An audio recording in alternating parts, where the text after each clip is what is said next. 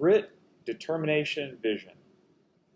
Life has many difficulties that are thrown at us, and it's unscripted.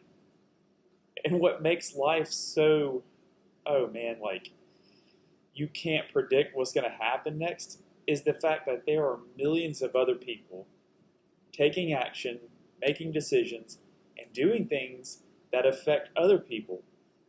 And there's a million different cogs that are not working together, so it creates chaos. And there's entropy. Things break down, things stop working. And these throw in monkey wrenches to the path of life, or on the path of life. But that is just part of life. It is navigating through difficult times and problems that are presented to us. What helps a person through these? And what gets you to the other side? And then over the next one, and then over the next one. Grit, determination, and vision. Granted, those aren't the end-all, be-all for everything. But for me, I find that those three things carry a person through very trying times. And it creates willpower. Well, you already have willpower, but it creates a strength, a hardness, a person that is very willing to step into a crucible. Grit, determination, and vision. Grit, how do I explain that? There may be 1,000 different explanations. You can Google it, search it. But here's what I summarize grit as. Grit is when you get into the thick of things and you want to quit and you have pain, you have suffering, and there's every possible reason to quit. But you put one foot in front of the next foot. And you know that when you put your foot down, it's going to be painful. You know for a fact that that next breath is going to hurt. It feels like everything's crushing in on you. And you just want to quit.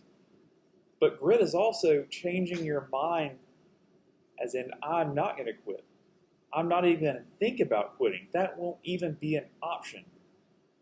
Because the thoughts, when we are tired, thoughts pop into our heads that we thought we had demolished a long time ago. So just because a thought can pop into the head saying, oh, I want to quit, does not mean it's an option and does not mean that we even take that as a valued opinion that's in our brain.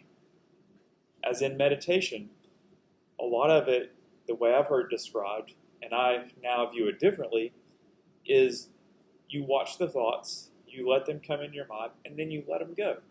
It's your spirit watching your thoughts.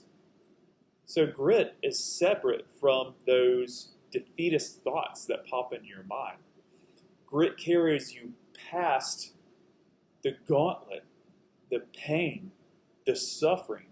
It's just that undying will to move through the suffering. And I've heard it said that we are the sculptor and we are the material. And it's painful on that path, but it takes grit knowing that I'm going to suffer on this journey, is going to be extremely painful, and that I have no support behind me. There may or may not be somebody up here with a rope or with a hand helping me out. There's no markers with like a bottle of Motrin and water for hydration. Like, it is just stepping into the unknown and being indomitable. And that is how I define grit. And it's super crucial when you choose a life path that other people have not chosen, because you're hacking a new path. It's like nobody else has done this. There is not a clear-cut path, but I'm going to grit my teeth and I'm going to drive forwards each step of the way and not quit, no matter what the pain. Determination. Here's what I think determination is. And I could be way off base, but you know what? It's okay. I see determination as every time you get knocked down, every time you have a defeat, every time you think you're about to have a breakthrough and something comes along and just takes your feet out from underneath you, and you end up on the ground with a bloody nose, a chipped tooth, your knees are scraped up, you're bloody, you got a hole in your water bottle, your backpack is torn up, you've eaten the last bit of your food, and from anybody watching you, this looks like complete defeat. The average person would just say, quit, dude, stop. Step over here.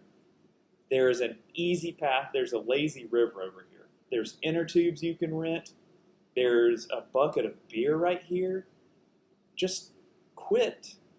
Just step over here, put on your swimming trunks, and get on the lazy river. Then when you get down to the end of the lazy river, there's barbecue waiting for you. And then all you have to do is what everybody else is doing. And it's going to be cake and simple for you. Just capitulate. Just quit.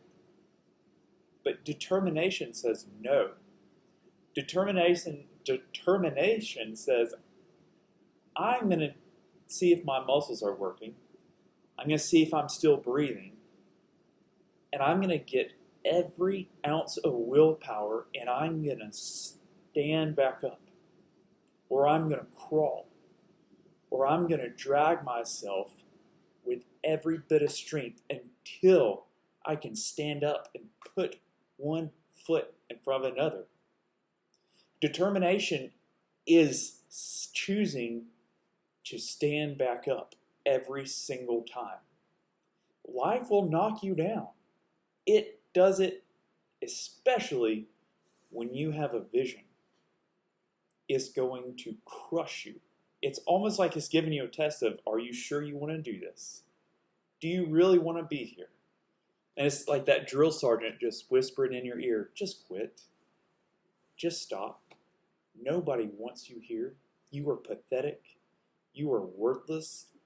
Just go get on the lazy river. Go do what everybody else is doing. Come on. Just stop.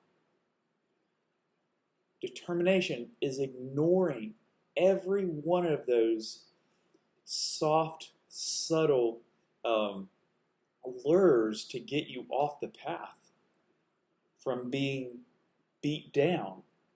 It's like, this is so horrible and terrible. You're laying there, you're bloodied, you're beaten up, but guess what? In your mind, you know that I'm 10 steps further than I was. And if I move one elbow forwards and drag myself forwards, I may scrape my elbows. I may rip myself up, but guess what? My elbows will get tougher. I am making that forward movement to get back up in defeat. And defeat is only temporary if you let it be temporary.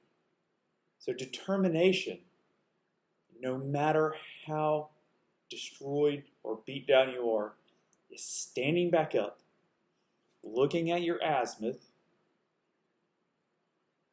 You don't have a known distance, but you know you're stepping into the jungle. But that's your determination, is not quitting, is standing back up.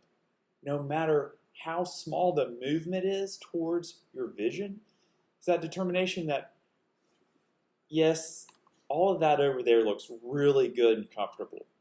Like that life over there, what all they're doing, they're laughing, joking, smoking, and it's only 20 feet away.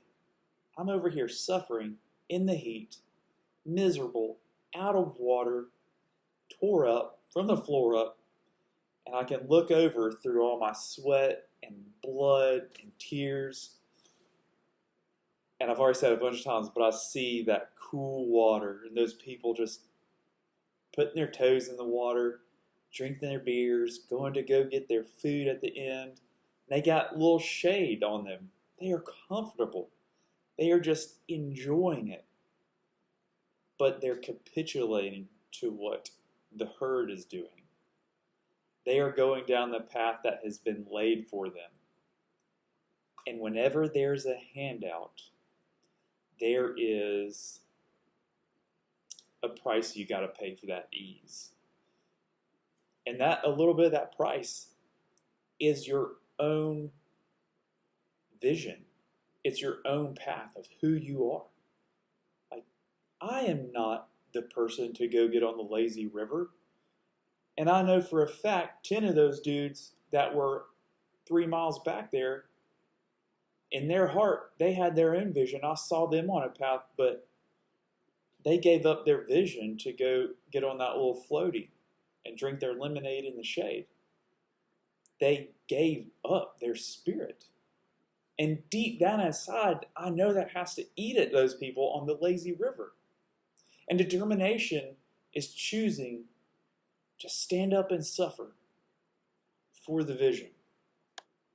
Vision. What is that? Well, I heard it said that the Creator gives us our vision. Now, I will say this, Lee. Just because a person uses a different sound to identify a greater being does not make them a bad person. Break that down fundamentally in your mind before you get upset about not saying the right sound for a greater power. It is okay to use a different sound. So get all that out of your head. The Creator gives us our visions. There's been so many leaps and steps or bounds or whatever you will call it taken in humanity where one person had this idea locked in their brain and they would not give up and they would not quit. And nobody else had that in their mind, but they had to struggle in the dark and struggle on a path that nobody saw.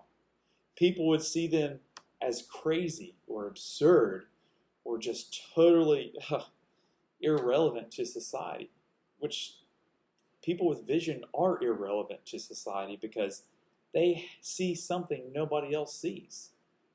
And we are connected to a spiritual realm, and if we're in alignment, we are given vision. And when you have vision, it can change a person fundamentally to know that I have seen the other side of this, so all my suffering and pain is actually to develop me into the character I'm supposed to be to bring that vision to fruition.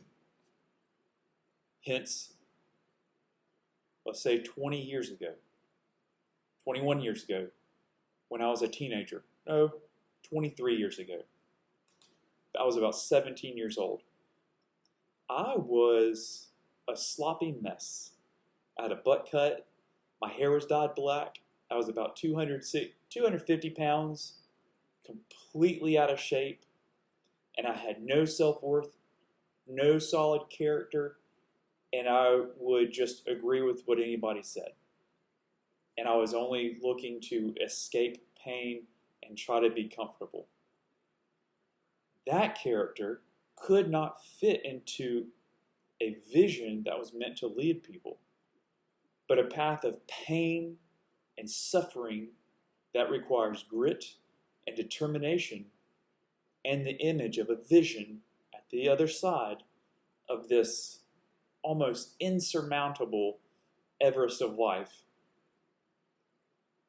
A character is created, as in each time I step through the pain, each time I stand back up, I'm chiseling away to create that character that is needed for the vision.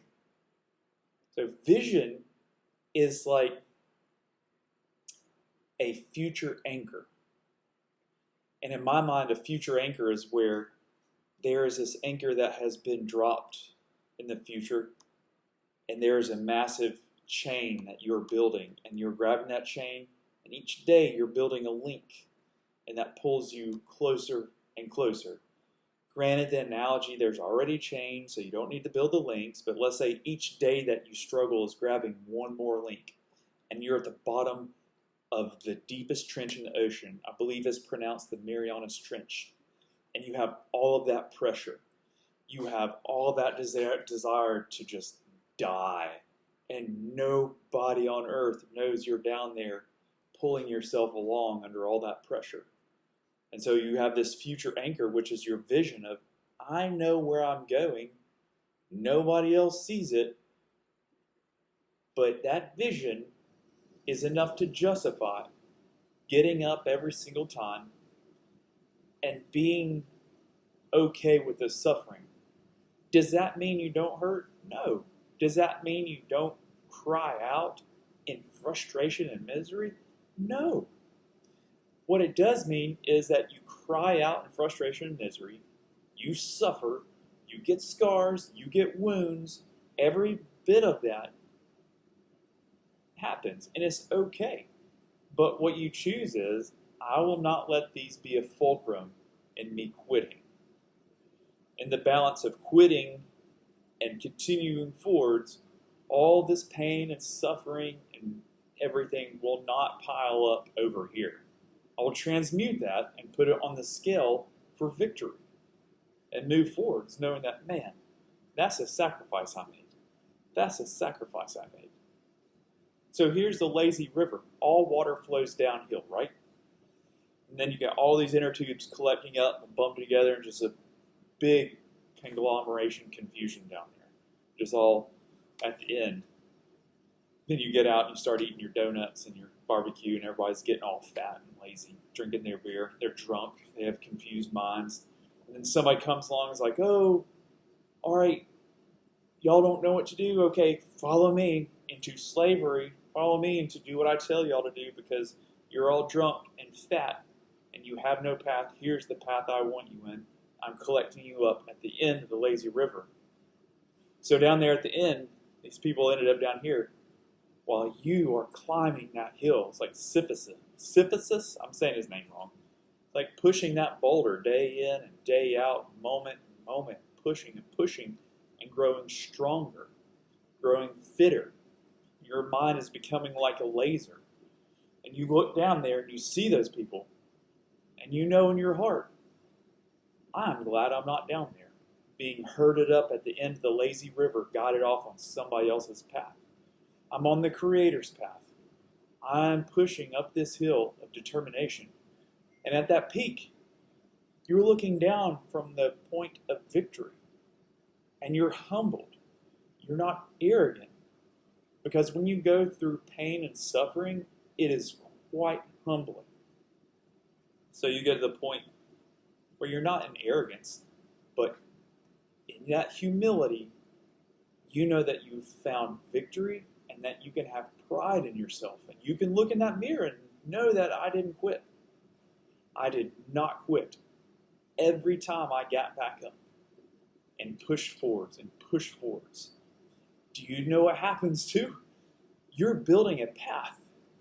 You're building a path into the bush, into the wilderness, up a mountain that nobody else has gone, and they see that and they like that.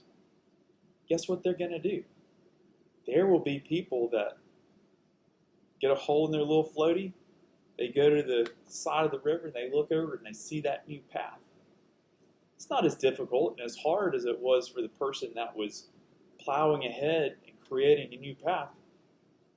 But they want to follow that path because they see that man up there or that female that is solid, that is resolute, that will not waver in what they're doing. They're like, you know what? I think I might rather follow them than the people down there handing out barbecue and beer and telling me to follow their path. It creates a leader in somebody. With that, I want to encourage you to think about grit, think about determination, and think about vision. And I had to write it down every day for a long time. What is my purpose in life? What is my purpose in life? What is my purpose in life? And then when it's like, ding, fries are done. Seek and ye shall find. Seek and ye shall find. I had that burning question inside of me. So I'll leave you with this. I already said that. I apologize. I'm repeating myself. Think about grit. Think about determination. And think about your vision. And think about, do you want to be the person on the path? Or do you want to be the person in the herd on the lazy river?